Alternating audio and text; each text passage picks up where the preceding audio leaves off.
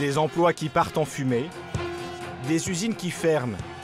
Depuis les années 80, la France est la championne des délocalisations. Résultat, des pans entiers de l'industrie sont sinistrés. Textile, automobile, informatique, électroménager. On a tout donné, nous, pour Whirlpool. Et eux, qu'est-ce qu'ils nous donnent? Ils nous donnent un coup de pompe au cul pour nous dire allez, pointe au chômage. Mais depuis 2 ans, la pandémie a tout chamboulé et montré les limites de cette mondialisation. Des ruptures de stock, des pénuries. De quoi révéler au grand jour notre dépendance à l'Asie et à ses usines du bout du monde. Une perte de souveraineté qui devient même critique au vu des tensions internationales. Alors après leur départ, est-ce le grand retour des usines en France? Avec le plan de relance, 35 milliards d'euros ont été débloqués par l'État pour remettre l'industrie sur les rails.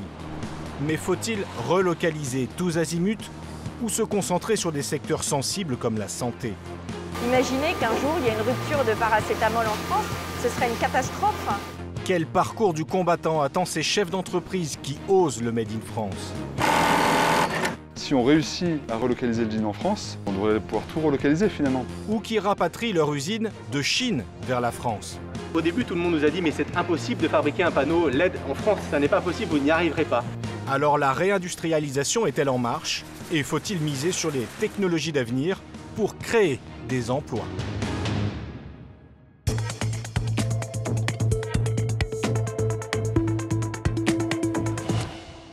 Si jamais vous vous demandiez pourquoi il vaut mieux parfois relocaliser, il suffit d'entrer dans n'importe quelle pharmacie, comme à Plombières-les-Dijon, en Côte d'Or. Ici, pour se procurer des médicaments, les 2700 habitants n'ont pas le choix, il n'y a que celle-ci. Celle de Pierre-Olivier Variot, 52 ans, installé ici depuis 2009. Bonjour monsieur. Dans son officine, ce pharmacien est confronté à un problème aussi récurrent qu'inattendu. Il y a énormément de ruptures actuellement, énormément de médicaments. Ça va des insulines aux anticancéreux à des médicaments pour le cœur, il y a ça touche plein de catégories de médicaments. Vous voyez, ça c'est des endroits où il devrait y avoir des médicaments. En France, ces ruptures ont été multipliées par 12 en 10 ans, à cause de la délocalisation. Au quotidien, cela a des conséquences concrètes, comme pour Patrick. Vous êtes concerné finalement par le fait oui, oui, c'est souvent qu'il manque un médicament, quoi. Surtout le Présil. D'accord, celui-là, là, Ouais. C'est un médicament pour lutter contre l'hypertension. Donc c'est un médicament important pour monsieur. Et on n'en a plus, monsieur, il a fallu qu'on commande ailleurs, qu'on commande dans d'autres laboratoires. On a passé beaucoup de temps pour essayer de l'en avoir. Parfois même demander au médecin de changer le médicament. Pour faire toujours plus d'économies, la production des principes actifs s'est déplacée en Asie. Pour 8 médicaments sur 10, ces molécules indispensables arrivent de Chine ou d'Inde. Une dépendance qui concerne également le comprimé, le plus vendu de France. Tout ça, c'est du paracétamol sous différentes formes. Là, il y a du paracétamol qu'on ne peut plus avoir. Là, ce que je vous montre, c'est des ruptures qui durent dans le temps. En gélule ou en comprimé effervescent, le paracétamol, il s'en vend 500 millions de doses par an. Très pratique pour soulager la douleur de toute la famille. En France, manquer de cet antalgique est inenvisageable. Or, en mars 2020, avec la crise sanitaire, on frôle la rupture de stock. Le gouvernement doit prendre des mesures radicales. Conséquence probable de la ruée dans les pharmacies, la vente de paracétamol sera restreinte dès demain, une seule boîte par personne qui ne développe pas de symptômes.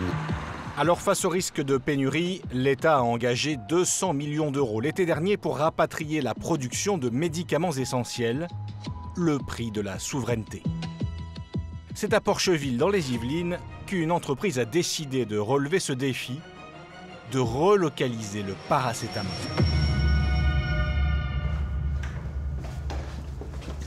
Voici Christophe, à gauche, et Léonard. Les deux scientifiques du groupe Sequence ont à leur disposition un des laboratoires les plus sophistiqués d'Europe et 120 chercheurs. Bonjour messieurs. Ils utilisent une technique très récente appelée chimie en flux. Muni d'une caméra haute précision, ce réacteur permet de tester des milliers de combinaisons en toute petite quantité, jusqu'à trouver la bonne. C'est là-dedans qu'on va déterminer tous les paramètres, température, vous voyez, on agite l'agitation, qui vont permettre d'aboutir au principe actif souhaité. Autre avantage, les temps de recherche sont divisés par 2. Leur nouvelle formule de paracétamol doit maintenant concurrencer la production asiatique et surtout être plus écolo. Actuellement, les usines chinoises produisent jusqu'à 40% moins cher. Mais elles utilisent aussi d'énormes quantités d'eau et d'énergie, sans contrainte environnementale. Impensable en France. On est convaincu que pour être durablement compétitif, on veut faire donc au même prix un produit tout aussi bon et le faire avec une empreinte environnementale différente. Un pari en passe de réussir. Après des mois de recherche, c'est aujourd'hui l'heure des premiers résultats. Dans cette coupelle, quelques grammes du premier paracétamol made in France depuis 2008. Une prouesse. Mais on est encore loin du but, car il faut maintenant construire une usine capable de produire ce principe actif en quantité industrielle. Alors ici, vous avez le développement du principe actif à échelle laboratoire, quelques grammes. Et ici, vous avez 2 ateliers pilotes où là, on va pouvoir faire quelques kilos du principe actif, donc voir comment on monte ce qu'on appelle monter en échelle. L'unité industrielle, c'est plus de 10 000 tonnes par an. 10 000 tonnes par an, ça veut dire plus de 35 tonnes par jour qui vont sortir en 2025. Malgré tous leurs efforts, la nouvelle formule du principe actif coûtera 20% plus cher qu'en Chine, selon le ministère de l'Industrie. Mais ce sera sans douleur pour les patients. Le prix en pharmacie est gelé par l'État, car il s'agit d'une relocalisation dans un domaine stratégique, la santé. Mais est-il possible de relocaliser dans d'autres secteurs, pour tous les autres produits du quotidien ?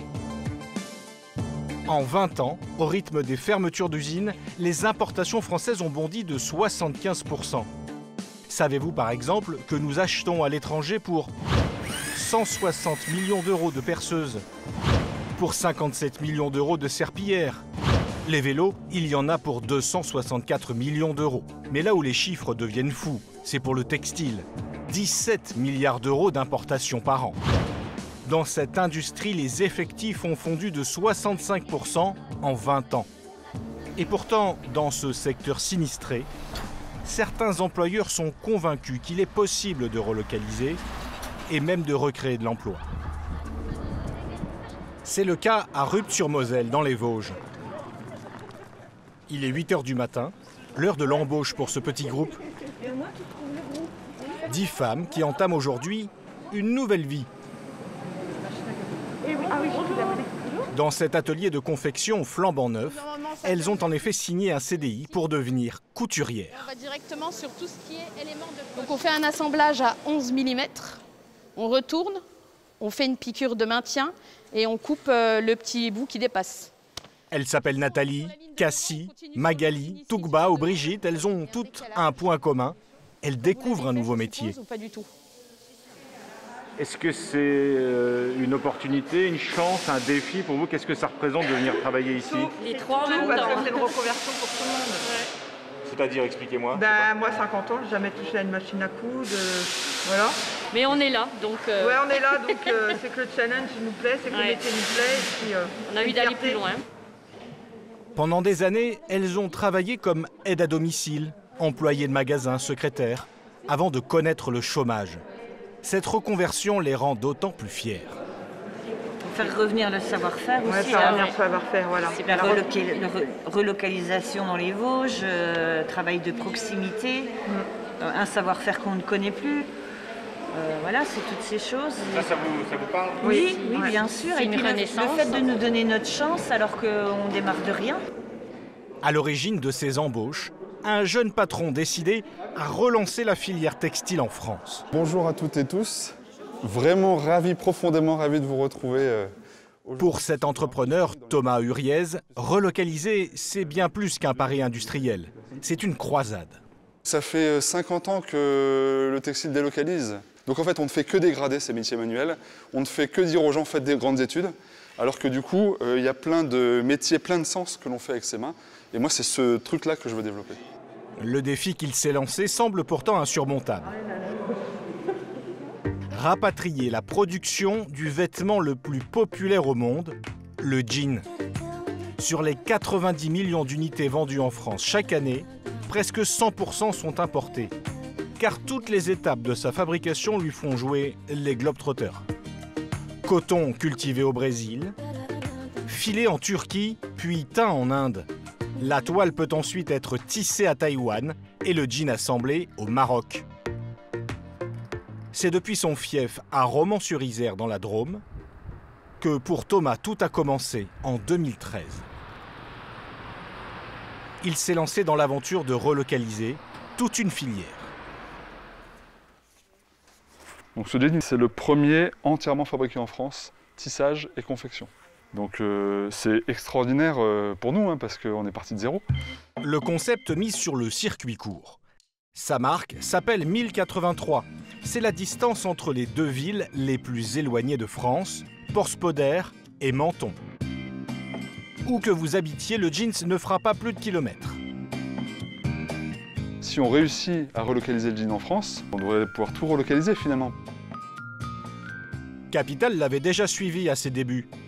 Ancien informaticien, Thomas a pu se lancer grâce à une campagne de financement participatif. Avant de recevoir un coup de pouce médiatique d'un certain Arnaud Montebourg. On les avait vus, regardez, c'est de la belle toile, ça. C'est de bonne qualité. Ça tient le coup, ça? Ah bah oui. Ils ont résisté, les gars? Oui, bien sûr. On vous souhaite une croissance exponentielle. Merci. Voilà, c'est un bon prix. Je crois que vous pouvez mettre des jeans made in France maintenant, messieurs, dames. Là. Voilà. Merci, bravo. 9 ans plus tard, il écoule à présent 50 000 jeans par an pour un chiffre d'affaires de 12 millions d'euros. Des jeans vendus en ligne sur son site internet entre 99 et 149 euros, plutôt haut de gamme, quand on sait que les Français dépensent en moyenne entre 24 et 31 euros pour un jean. Mais pour trouver sa place sur ce marché ultra disputé, salut.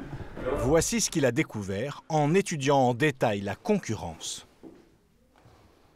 Donc là, on voit deux jeans qui sont vraiment très très proches en termes de style, des jeans du commerce, un peu délavés, un peu la même nuance. Il y en a un à 99 euros, c'est le jean de marque, et il y en a un à 25 euros, c'est le jean de fast fashion. Et en fait, quand on regarde à l'intérieur, finalement, l'étiquette de composition, on s'aperçoit que celui-ci est fabriqué au Pakistan et il est 98% coton, 2% d'élastane. Et donc celui qui est 4 fois plus cher, on se dit que ça doit être 4 fois mieux. Et là, donc, sur l'étiquette de composition, surprise, où est-il fabriqué? Au Pakistan, c'est-à-dire au même endroit. Et quelle est sa composition? 98% coton, 2% d'élastane. Les deux jeans ont en effet la même origine, le Pakistan, et la même composition, 98% de coton, 2% d'élastane. Or, si l'un est 4 fois plus cher que l'autre, il doit bien y avoir une explication. On a l'impression que le jean de marque, il est de meilleure qualité en fait. Bah, c'est une impression, mais c'est pas ce que dit l'étiquette. C'est ce qu'on a peut-être comme sentiment en tant que consommateur. Donc en fait, il y a des petites nuances peut-être de grammage, de finition, mais là on les voit pas. Et donc pour nous, en tant que spécialistes de Nîmes, ce sont grosso modo les mêmes jeans. Selon Thomas, ce n'est donc pas la qualité qui explique la différence de prix, mais le mode de distribution. Le jean de grande marque dispose d'un réseau mondial d'intermédiaires, de boutiques et un budget XXL en marketing et publicité. Tandis que pour le jean de fast fashion, bien moins de publicité ou de marketing et surtout aucun intermédiaire entre l'usine et le commerce. Le pari de 1083 en 2013, c'était quoi? C'était de se positionner sur le marché des jeans de marque. Il y a des Français qui, en France, sont capables de mettre 100 euros ou plus dans leur jean. Sauf qu'en fait, ils ne le savent pas, mais ils achètent le même jean qu'un jean de fast fashion. Donc, quitte à mettre 100 euros, autant mettre 100 euros dans un produit local de qualité qui recrée de l'emploi en France. Mais pour Thomas, se lancer dans la relocalisation de toute une filière, c'est s'engager dans un parcours du combattant. Sa première épreuve, c'est de réussir à former des couturières ultra performantes. Retour au pied des Vosges, à Rupt-sur-Moselle.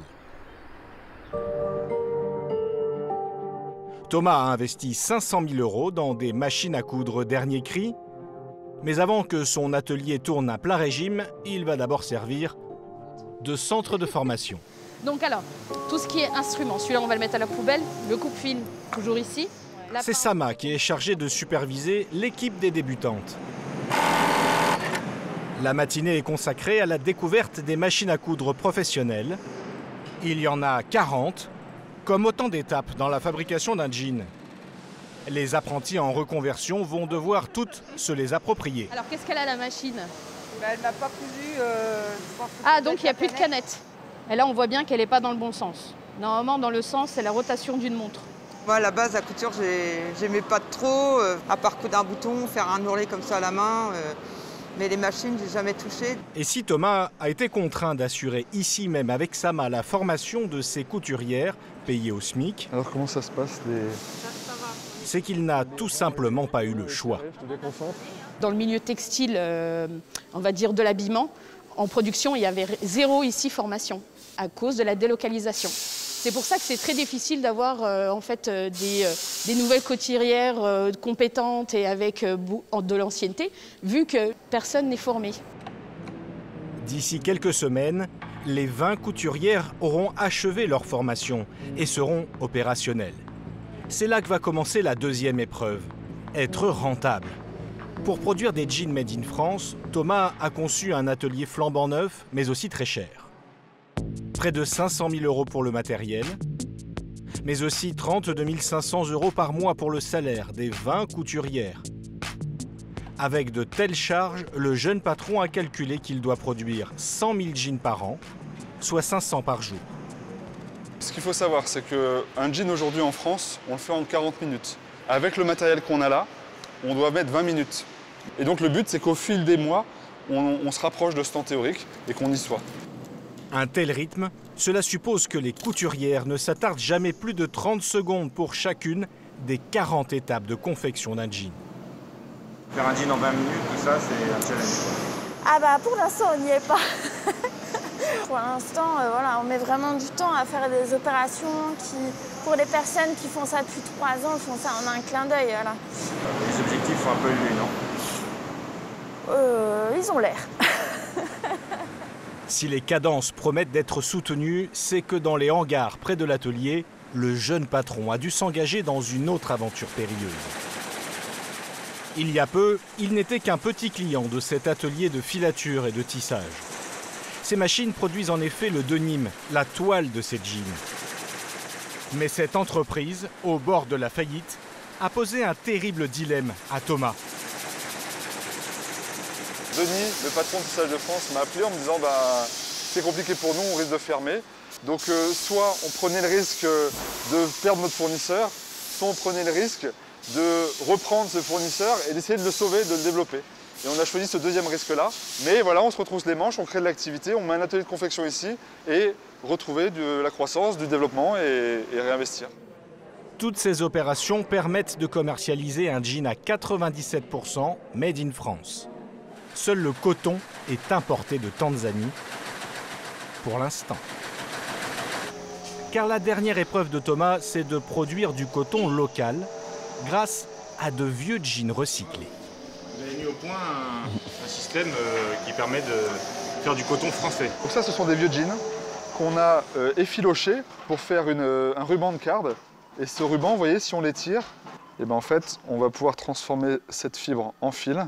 Là, on fait un fil de coton recyclé. Et du coup, en quelque sorte, on va faire un jean 0 km, puisque de la matière première à la confection, le jean va rester dans l'usine. C'est comme cela qu'il aura relocalisé toutes les étapes de fabrication d'un jean. Un procédé qui intéresse les plus grandes marques de prêt-à-porter, Jules, La Redoute et même Decathlon, attiré par l'incroyable succès du Made in France. Depuis 2020, près de 800 entreprises ont relocalisé, aidées par le plan de relance. Résultat, 100 000 emplois industriels créés ou sauvegardés. Et il y a même un autre avantage à relocaliser. C'est parfois la meilleure solution pour innover, sans risquer d'être copié.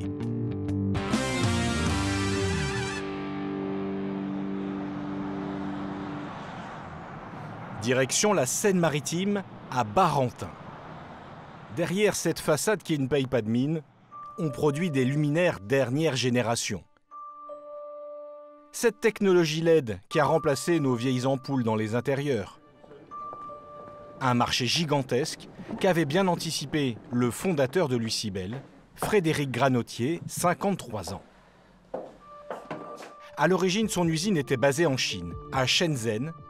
À 12 000 km d'ici, il employait une centaine de salariés dans le berceau de l'industrie LED. C'était un bel outil de production, j'ai l'impression. C'était un bel outil de production, c'était une grande usine, effectivement. Je suis ému à revoir ces images, ces visages des collaborateurs qu'on a eus en Chine. Ceux qui étaient fidèles et qui ont fait du bon travail. Et puis, on a eu rapidement des soucis. On avait une Chinoise qui était la première directrice de l'usine.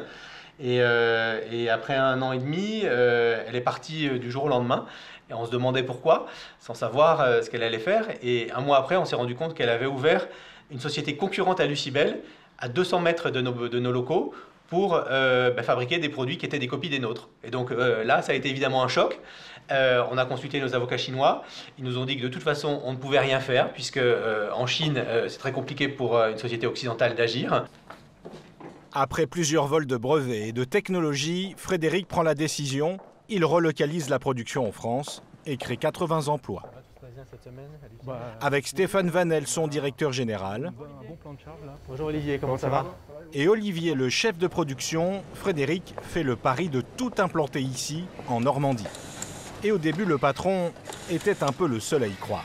Au début, tout le monde nous a dit mais c'est impossible de fabriquer un panneau LED en France, c'est impossible compte tenu du coût de la main-d'œuvre, ça n'est pas possible, vous n'y arriverez pas. Même certains de nos administrateurs n'y croyaient pas, sans parler de nos clients évidemment, qui nous disaient les prix de vos panneaux en relocalisant vont flamber, du coup on les achètera plus. Sa conviction, miser sur la productivité des salariés en France, jugée meilleure qu'en Chine, puis optimiser au maximum toutes les opérations. Fabriquer un panneau LED prend aujourd'hui 10 minutes, 3 fois moins qu'à Shenzhen. Ce n'est pas tout. Relocaliser a aussi permis de créer, sans se faire piller, sa dernière invention révolutionnaire. Ces masques sont l'aboutissement d'années de recherche. La PME place de grandes ambitions dans un tout nouveau domaine, la cosmétique par la lumière. Donc voilà, c'est une lumière qui est assez forte, donc du coup il faut protéger ses yeux. Avec laquelle il espère en mettre plein la vue à ses futurs clients. Et voilà, et donc on reste pendant 12 minutes et on va avoir des flashs de temps en temps. Le masque propose de placer son visage devant une lumière très intense qui active le collagène sous la peau. La promesse, un effet anti-rides visible au bout de quelques séances. Le résultat de recherche qu'il a pu mener en France sans éveiller la concurrence. On se serait fait certainement copier très rapidement par les Chinois si on était resté en Chine avec ces équipes, avec ces travaux de recherche et développement. J'en suis absolument convaincu. À peine lancé sur le marché, le masque vendu plus de 2000 € pièce a suscité l'intérêt de la marque de luxe, Dior. Dans les mois à venir, Frédéric prévoit d'en commercialiser plusieurs milliers, de quoi faire décoller son chiffre d'affaires. Et si la France, celle qui produit des fusées, des satellites, miser sur les industries du futur.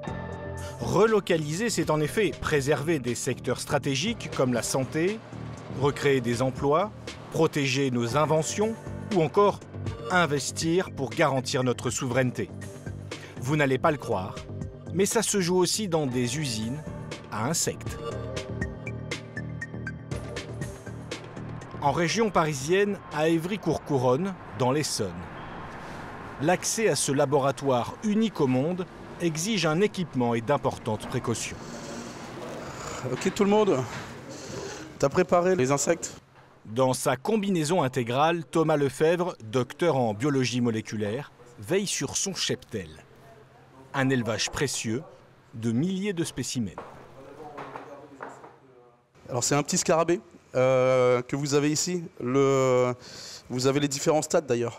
Vous avez les larves qui vont se transformer en nymphes.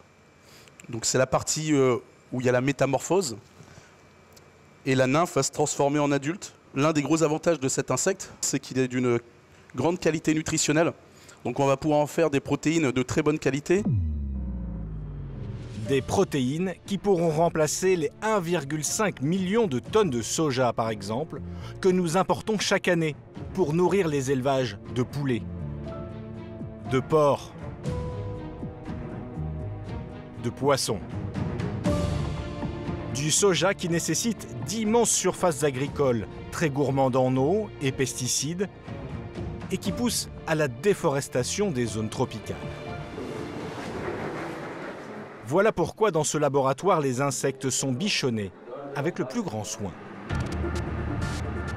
L'idée, c'est de les élever pour qu'au stade de larve, on les transforme sous forme de farine très nutritive. En quelques semaines, elles vont atteindre le poids final. Ces insectes produisent des protéines non seulement aussi vite qu'une plante, mais autant que de la viande, un potentiel inégalable. On est vraiment sur une production qui va permettre d'avoir un impact important dans le système alimentaire mondial avec une nouvelle source de protéines. Après la phase expérimentale, place à l'échelle industrielle. Pour la production de protéines sous forme de farine, d'huile capable de remplacer l'huile de palme, et même des engrais pour les cultures à la place des fertilisants chimiques. Pour cela, il faut ouvrir des usines gigantesques, accueillant des millions et des millions de spécimens. Et c'est déjà une réalité. Voici la plus grande usine d'insectes au monde. Elle sort de terre près d'Amiens, dans le nord de la France. Elle sera achevée d'ici quelques mois, mais elle intrigue déjà. Ce matin, une visite étonnante est organisée. Le jeune patron, Antoine Hubert, est un tantinet stressé. 27 ministres de l'Environnement de l'Union européenne se sont déplacés pour découvrir ce site stratégique, capable de garantir notre indépendance alimentaire. Voilà, je ne sais pas si tu veux rajouter quelque chose, Antoine. Parce que les protéines, c'est près de 80% des importations au niveau européen pour les protéines. Donc on relocalise la production de protéines pour nourrir nos animaux, nous nourrir également. Dans ce qui est encore un hangar, 200 000 tonnes de protéines seront produites chaque année à partir des scarabées molitors. This is the place where the beetles, adults, will be fed. Une usine géante de scarabées que de nombreux pays, notamment américains ou asiatiques, auraient rêvé d'implanter sur leur sol. C'est une priorité, parce que premièrement, cela crée des emplois locaux ici en Europe. Et aussi parce que nous voulons être leaders de la transition énergétique. Montrer que tout ceci, ça fonctionne, c'est une priorité absolue. Avec cette production de protéines à grande échelle, il faut qu'on regarde là-bas, ok. Qui n'émet pas de CO2, forcément, les perspectives sont immenses. 20 à 30 milliards d'euros au bas mot. Une industrie d'avenir où la France est en pointe, 5 usines du même type sont prévues d'ici 2030.